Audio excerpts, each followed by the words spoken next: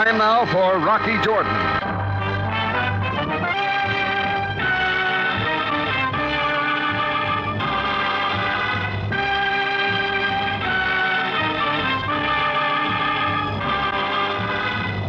Not far from the Mosque Sultan Hassan in Cairo stands the Cafe Tambourine, run by Rocky Jordan. The Cafe Tambourine, crowded with forgotten men, alive with the babble of many languages. For this is Cairo, where modern adventure and intrigue unfold against the backdrop of antiquity. Rocky Jordan and this week's story, Smokescreen.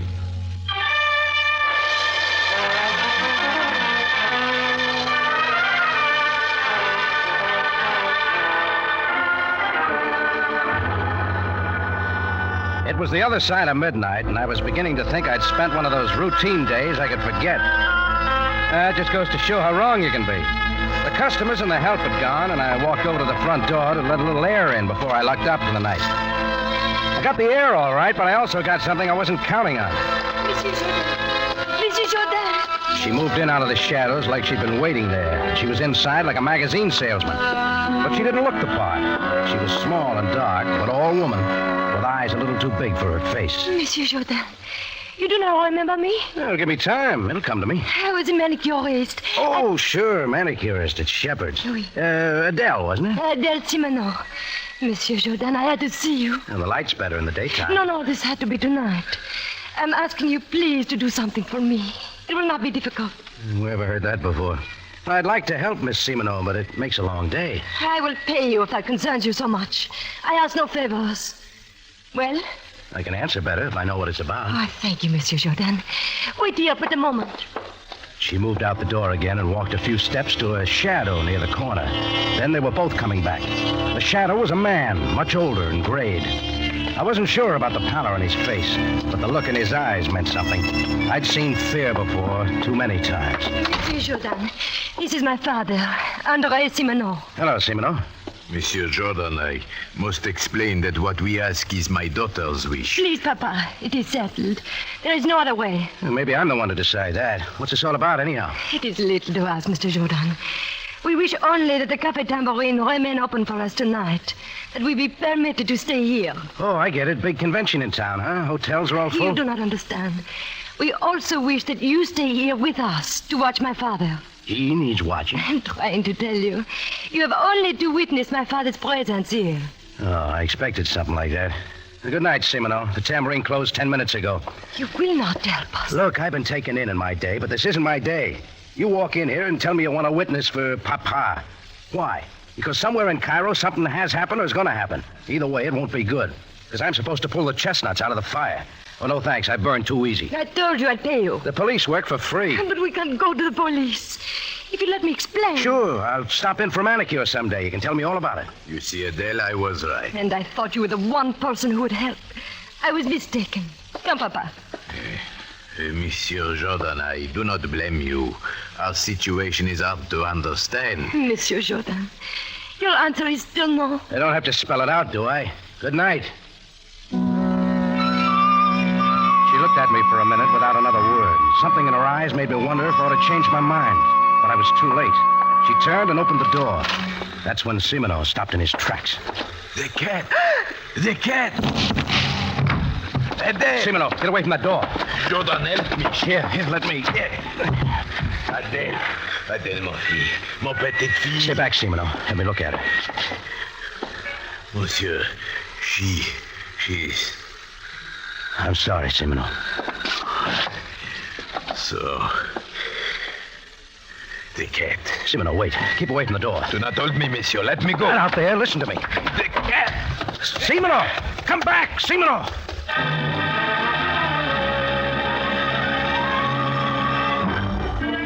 I stood there trying to realize what had happened, and the answer wasn't pleasant. All they'd asked for was a little help, and I'd said no. And now Adele was lying dead at my feet, and her father had gone out of the door with a look in his face that spelled more trouble. I called Captain Sam Savaya, Cairo Police. He made it to the Tambourine in a hurry, and while he examined the girl, I told him everything I knew. Most regrettable. All right, go on, Sam. Tell me I could have stopped it. You have no reason to condemn yourself, Jordan. I'm not so sure. You saw nothing of the assailant? No, but Simino did. All he said was the cat. So this is what we must find, the cat. Aren't you forgetting something more important, Sam? More important? Andre Simino. I saw the way he went out of here. He's after revenge, Sam. And who can blame him? Don't you see? He'll cause more trouble for himself unless he can be stopped. The duty of the police is quite clear. We are able to function only after a crime has happened. Oh, sure, that's great. You'll throw half the Cairo police force into a hunt for the cat, but you won't spend 5 minutes trying to prevent a murder. I tell you, my hands are tied. I'm interested in Simino only as a material witness. We will find the murderer of his daughter, of course. Sure, you'll find him dead. Perhaps. Unless... Oh, I get it, Sam. Unless I get to Simino first.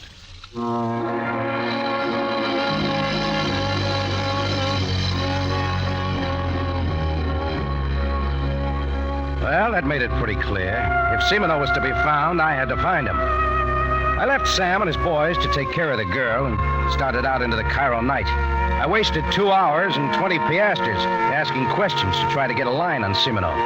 No results. That left the Shepherd's Hotel where Adele worked. A sleepy night clerk gave me her address in the French Quarter across town. It was already daylight by the time I found it. I didn't expect Simino to be there, and I was right, but I made enough noise in his door to raise a neighbor. What he told me sent me back north across town to the Bulak Shipping Company. They were just opening up, but a workman was already there, scraping a name off the window. It said J. Constantine and A. Simino. The name he was scratching off was Simino. Inside, a red-headed secretary sat at a desk in the outer office, putting on her face for the morning customers. She kept right on with the lipstick. Well, an early bird. Do you have an appointment? Why? Do I need one? Well, that depends on who you really wanted to see. I could be satisfied right now. Are you asking for an appointment or a phone number? I bet you got a lot of them there in that book. Andre Simino's, maybe, huh? Haven't you heard? He's not with us anymore. Anything else you can tell me about him? No, but I could try. I get an hour off for lunch. So do I. But right now, I'll settle for J. Constantine. He's awfully busy. Well, he's got a minute. I said he's busy. What is the meaning of this? Who are you? My name's Jordan. Doris. I told you I was seeing no one. Mr. Jordan's the impetuous type, aren't you, Mr. Jordan? But, be gentle with him, Juno. I might want him back. I'll speak up. What do you want? I hope I didn't interrupt your morning paper. You did, but that doesn't answer my question. I thought you might be reading about Adele Simino. Adele Simino? What about Adele Simino? I was reading about a safe robbery last night at the Nile Investment Company. Oh, I see. Does that tie in with it? Mr. Jordan, I don't know what you're talking about. All right, then I'll tell you. Adele Simino was killed last night. Shot down in my cafe. What? Yeah. I see. Sit down, Mr. Jordan.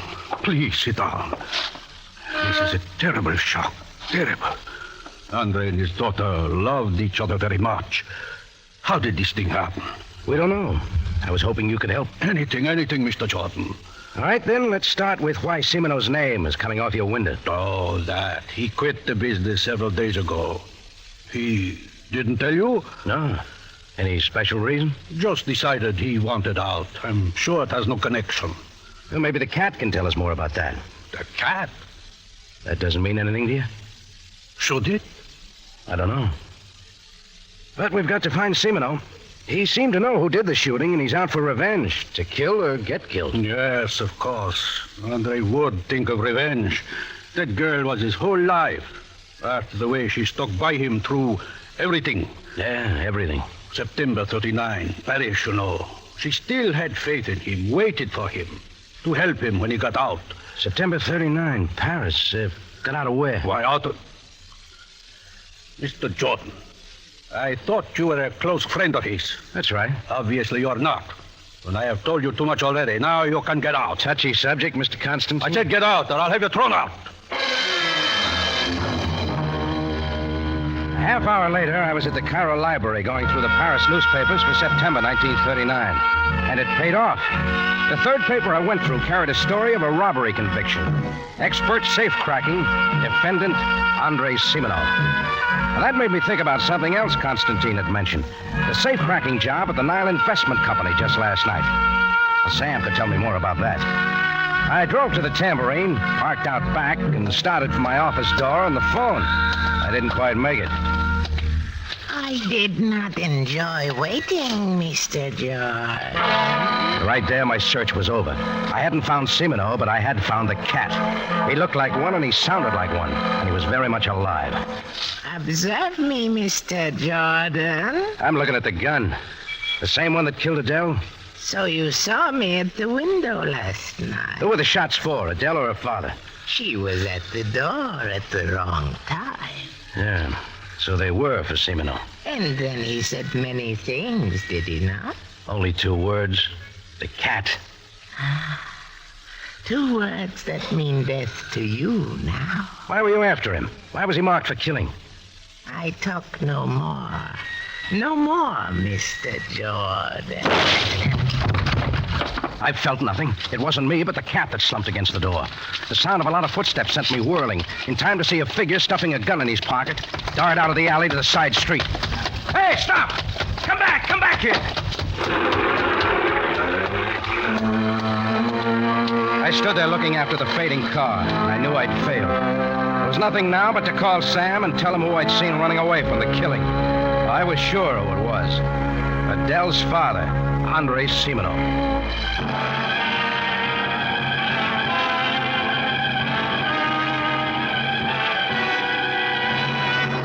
Tonight's adventure with Rocky Jordan.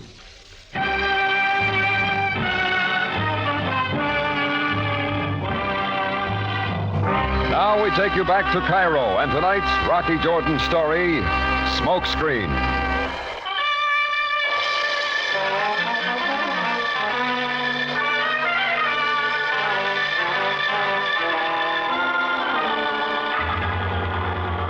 All I'd wanted was to find Andre Simino and keep him out of trouble. But I didn't make it. And it looked like he'd paid the cat in full for Adele's death. So my job was still to call Sam Sabaya and tell him to pick up Simino. Not for safecracking now, but for murder. I got my office door open, stepped over the cat's lifeless form, sprawled half inside and half out, and reached for the phone. Just then, the door for my cafe opened.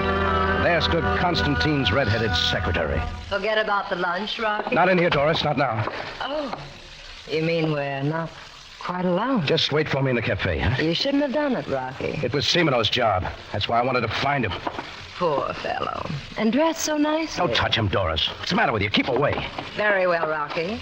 Then you will find it for me. Oh. Everybody carries a gun. Search him quickly. Go through his pockets. Sure. For anything in particular? Only the key to his Fiat, nothing more. Get it? Yeah. This what you want? Toss it over here on the floor. Thank you, Rocky. But don't try to follow me. You wouldn't like it. You wouldn't like it at all. She ducked out the open door, and I was on the phone dialing Sabaya. I got a quick answer, told him to get over to the Tambourine on the double, and hung up. Then I ran to my car, spun out of the alley, and up to the main drag. I was in time. The little Fiat was speeding down the hill 3 blocks away. After a while, the car pulled up at a deserted spot near the river docks. She was outside opening the car trunk. She found nothing but kept hunting. Under the car seat, under the floorboards, under the hood, but still no luck. Finally, she gave it up in disgust, left the Fiat, and started walking toward the Nile Drive. When I saw her flag down a taxi, I turned to get back to my car and bumped right into a big, shiny badge. You will come with me, Mr. Jordan, in my car. Oh, Greco, you're just in time. Get after that taxi. There's a girl in it that can tell you plenty. You feeble attempt at delay avails you nothing. The Captain Sabaya wishes to see you. He can wait. Enough, Mr. Jordan. The Captain Sabaya is most annoyed by your manner of hanging up the phone without explanations. Ah, it is an order. All right, Greco, let's go.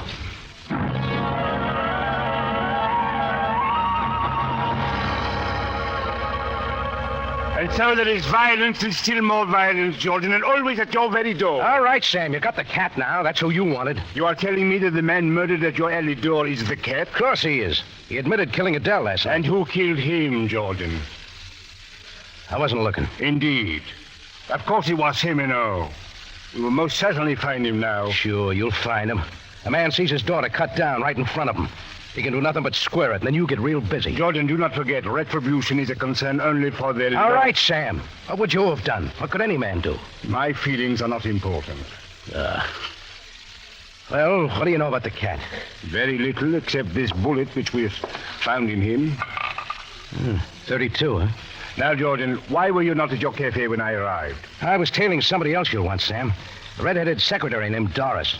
She works for Semino's old partner at the Bulak Shipping Company. What has she to do with this? Well, ask her. I'd have brought her in, only that's when our good friend Greco showed up. Greco did only as he was ordered. Yeah, sure. Look, Sam, Semino was once in prison for safecracking. Could that connect up with the big job at the Nile Investment Company last night? Perhaps Semino himself will clear that up. When we find him. Oh, all right, Sam, have your fun. Sam didn't stop me, and I went out. Pretty soon, Semino would be found, and that would be that. I tried to walk it off, but things wouldn't sit right. A lot of things. One was a redhead named Doris. I had to get her story. It was late evening when I got to the Bulak Shipping Company. The place was already closed. I'd just taken a hold of the doorknob when it happened. Shots were from inside the building. I twisted the knob without thinking, and the door came open. The outer room was empty, so I went on into the office. The first thing I saw was what had been Jay Constantine lying on the floor. And slumped down in a nearby chair, gun still in his hand, was Andre Semino. Semino. Semino, what's the matter with you? Snap out of it. Monsieur Jordan, when did you come? Too late. What do you mean? I cannot seem to remember. Something happened. Take a look at Constantine. That'll help. Oh, then I did kill him, as I came to do. Listen to me. Tell me why they were after you. It does not matter now, monsieur. Constantine was your partner. What else? Yes, we were partners, but not here. Well, then what then? Robbery? Safe-cracking? Yes. I had great skill with locks and nitroglycerin. Constantine did the planning, but finally I was caught in the act, convicted and sent to prison. You do the work and take the rap. When I got out of prison, it was my daughter who convinced me that I must not return to crime. And Constantine also seemed kind. He invited me to join him as a partner here in the shipping business. It was my chance to live a decent life. Only what happened? Constantine have other ideas? Yes, he suddenly announced to me that all plans had been made. I was to carry out his orders. A safe-cracking job? At the Nile Investment Company last night? Big haul of negotiable securities? Yes, then you know. Constantine was commanding. I did not know what to do. Again, my daughter Adele convinced me I must not do it. I called Constantine by telephone and tell him that. Oh, he was in great fury and said that if I would not do it, he would do it himself and leave evidence that I had been there. Yeah, and that's when you and Adele came running to my cafe. But only to ask you to witness that I do not have a part in the robbery. But Constantine had to get rid of you then. You knew too much. That is why he sent the cat. Not to kill my daughter, monsieur. Me. To kill me. I only wish it had happened so. Do you know what I have to do now? The police have got to know. It does not matter now, monsieur. First, you better hand me that gun. Take it quickly and call the police. Hey, wait a minute. This the one you used? Why, yes, of course. Is not Constantine dead? No. There's no cordite smell in the gun, and none of the shells have been fired. But, monsieur... Besides, this is a .38. The bullet found on the cat was a .32. How could that be? I went to kill him. You saw me. I do not remember, but how could it be otherwise? I got a good idea, Semino. But right now, you're getting out of here. Hole up at the nearest hotel and stay there. I watched him as he went out and closed the door behind him. I held up a second, then I heard footsteps in the warehouse behind the office. A moment later, the door opened, and it was exactly who I expected. Rocky. Ah, you work nights around here too, Doris? No, I just got here. What are you doing here? I'll show you. Have a look, Doris. I see. It's Constantine. You don't seem very surprised. Oh, it's just that... I don't know how I feel. Semino did it, of course. Sure, who else? What do you mean by that, Rocky? Now, why did you come here tonight? I just came back to get a few things I'd forgotten. Same things you were after at my cafe when you grabbed the car key off the cat? The same things you were scratching for in the little car but didn't find? The stack of negotiable securities that Constantine hijacked from a safe at the Nile Investment Company? You know a great deal, don't you, Rocky? Not as much as you do, Doris. Come on, let's have it. Rocky, I worked for Constantine. I did only what he told me. I had to. What'd he tell you?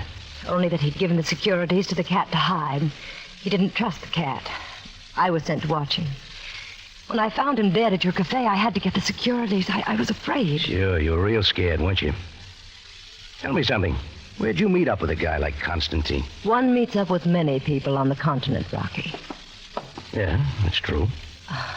I knew you'd believe me. I knew you would, Rocky. Yes, this black smudge on your sleeve. Right. Mascara, I guess. It doesn't matter. Not mascara. But we know what it is, don't we? I don't even know what you're talking about. But come on. Let's find out. I kept hold of her wrists and dragged her through the warehouse, out the back door, into an enclosed lot. And there it was, the big incinerator. We went to it. She stood there silently as I opened the metal door and reached inside. First thing my hand touched was what I wanted.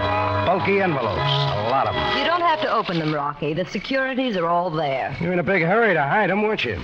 The soot on your sleeve shows that. Does that make you feel very proud of yourself? You couldn't have carried that smudge very long without noticing. Now, what happened? You heard me coming in the door. You hit him quick, figuring to come back and get him after I was gone. Did I leave out anything? Just one thing. Yeah? That I have a gun. What? Rocky, no! Can't do it twice, Doris. No! Rocky, give it to me. Yeah, the answer's too much. Yeah, 32, like the slug found in a cat. I figure the same will be found in Constantine. Sure, 2 shots gone. Rocky, listen to me. It looked easy, didn't it? All you had to do was get the cat and Constantine out of the way, and the securities were all yours. You knew Andrei Simino, half crazed with grief, was after them both, so you stayed with him. Only you fired the shots, not he. But he didn't even realize that he was to take all the blame. Rocky, listen. They're gone, both of them. We have securities now, you and I. No one has to know. Yeah, that's possible. We could keep that lunch date. We could keep a lot of them. Not for an awful long time, Doris. But why? Because you won't be around. Not after the police get through with you.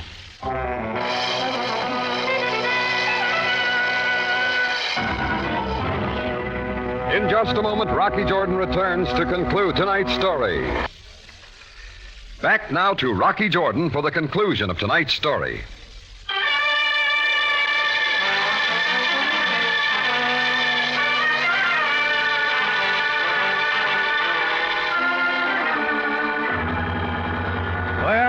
Doris out of the Bullock Shipping Company building, put her in my car, and took her to the Cairo Police Headquarters. I gave Sam a quick rundown. He dispatched some boys to go for the body of Jay Constantine. Then I waited while Sam put Doris on the grill for a while. When he came out, he motioned to me. Come with me, Jordan. Oh, where are we going, Sam? You will learn in good time. Come along now. Okay, but let's have it, Sam. What did Doris tell you? She confessed everything. There was little else she could do, especially when we found that the shot that killed Constantine was also from a .32, her own gun. It's easy to put together now. Constantine planned the safe-cracking job. When Andrei Simino backed out at the last minute, Constantine decided to go ahead with it. In the meantime, sending the cat to kill Simino, who knew too much. And that was when the unfortunate Adele brought her father to your cafe? Yeah, only for my witnessing that Simino wasn't at the scene of the robbery. The cat killed Adele by mistake, thanks to my help. After that, things looked simple for this Doris woman. As Constantine's employee, she knew of the robbery. She had but to kill him and his assistant and get the stolen securities for herself. And all the time, the pressure would be on Simino. Everybody knew he was out for revenge. Well, she had us fooled for a while. Even Simino was fooled. A man half crazed with grief and the thought of revenge, who did not even know that the shots were not from his own gun. So, what about him now? He has achieved no wrong. Surely his unhappiness for his daughter is enough for him to bear. Thanks, Sam. Now, for the last time, where are we going? For once, Jordan, I thought I would drive you home to your tambourine, where you belong. Well, then hadn't you better turn around? You passed the place, 4 blocks back.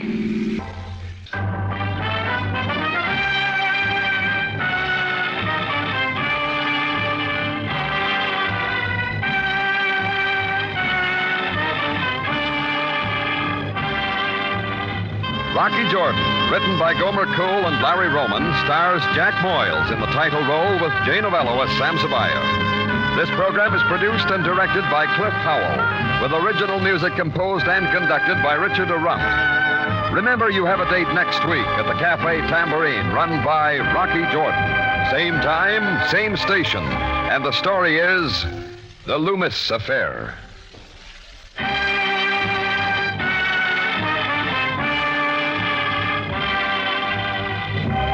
Larry Thor speaking. Rocky Jordan is presented over CBS, the Columbia Broadcasting System.